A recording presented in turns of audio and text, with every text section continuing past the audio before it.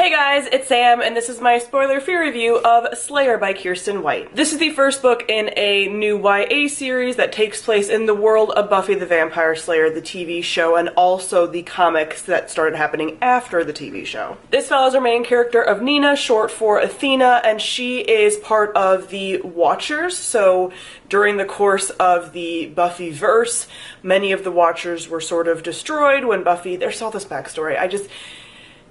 Basically, if you haven't seen Buffy the Vampire Slayer and you don't know anything about this, then you shouldn't jump into this book as like your introduction to the world. So I'm not going to go into all of the backstory of Buffy to do this synopsis. I'm just not doing it. But Nina and her family are part of the remaining Watchers, of which there are few, and she has always grown up being the normal one. Her sister Artemis, twin sisters Athena and Artemis, see what they did there, has always been the capable one, the one that's being trained to be a Watcher, the one who takes care of everything, etc. But Nina comes to find out that she is actually one of the remaining potentials, as in potential slayers, and her potential powers get activated right as magic is basically cut off, so all of the hellmouths are closed all over the world because of something Buffy did, and so she becomes the last slayer and everything takes off from there. So first off, like I mentioned within that synopsis, you can't read this without having Buffy knowledge and knowledge of the show, and they kind of talk a little bit about stuff from the comics, but they fill you in enough.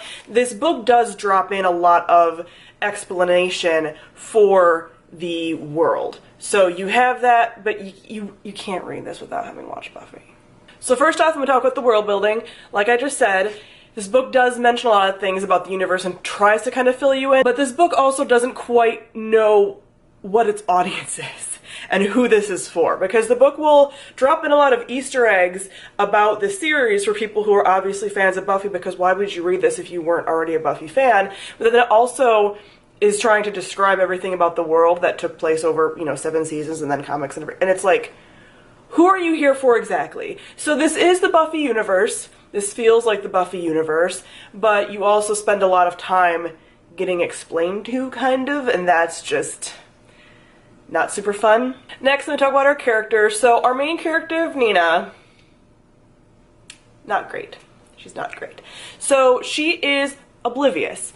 Completely and totally oblivious to everything going on around her in a way that you're like, how have you survived this long within this kind of society of Watchers and monster hunters and everything else? Being this way. Like, there's not an actual, it's not even like she's an unreliable narrator, she just doesn't notice anything. And also, the things she does assume about people or situations are completely, that doesn't even make sense. What? Where did you get that from? You used your very little powers of observation to get that? So that's a thing that she does. Also, I don't particularly find any of these characters very likable. A lot of them are very tropey. A lot of them feel like combinations of existing Buffy characters. And then, because these are the Watchers, basically everyone, well, Nina especially, hates Buffy. And there's sort of reasons for that, but at the same time, with this book not really knowing its audience, it can be assumed that most people going into this like Buffy. I do understand a lot of people that watched the show, the fandom was wrong, and a lot of people hated Buffy, which is wrong. But at the same time, it's beat over your head that this character hates Buffy and everything about Buffy and everything Buffy is, and she's not going to be like Buffy and da-da-da-da-da. And since you're coming to this knowing the show and the reasons Buffy made the choices she did, you're like, wow, you're wrong. Which just doesn't endear you to the character in this book. So yeah, not a great time. And also, this sort of connects to the plot, but it also connects to the characters. None of the characters communicate at all. So this is just this big miscommunication plot going on constantly, which makes all the characters pretty insufferable. And you don't really understand their motivations, and there is some family dynamic stuff going on between Nina and her mom and her sister, but even those things don't, those relationships don't quite make sense.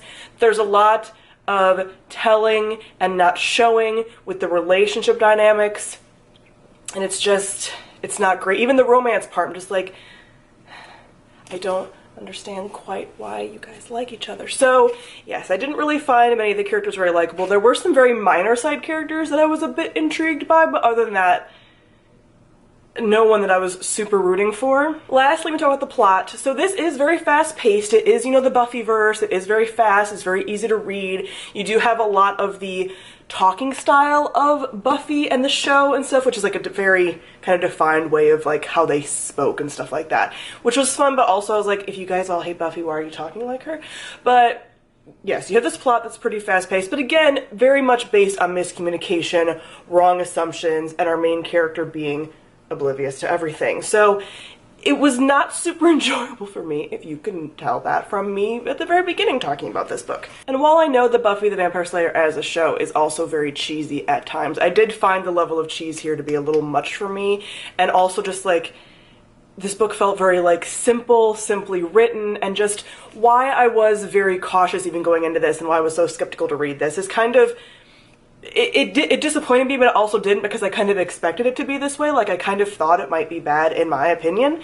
So that's kind of what it was for me.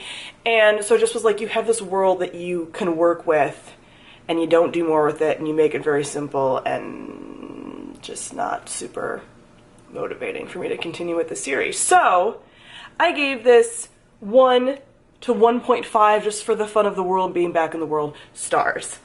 I did not enjoy it. I will not be continuing with the series, and this it didn't feel quite like Buffy for me. It didn't feel like the Buffyverse that I love, and it just felt like sort of like almost like a fan fiction that I did not want to be a part of, and I want to excuse myself from this narrative. I'm not going to be doing a spoilery discussion video on this, but I was a guest on Snark Squad Pod talking about this book. So once that podcast is live, I will link that down below for all of my and their spoilery thoughts on the book. So comment down below, let me know what you thought of Slayer. Thank you all for watching, and I'll see all of you guys soon. Bye.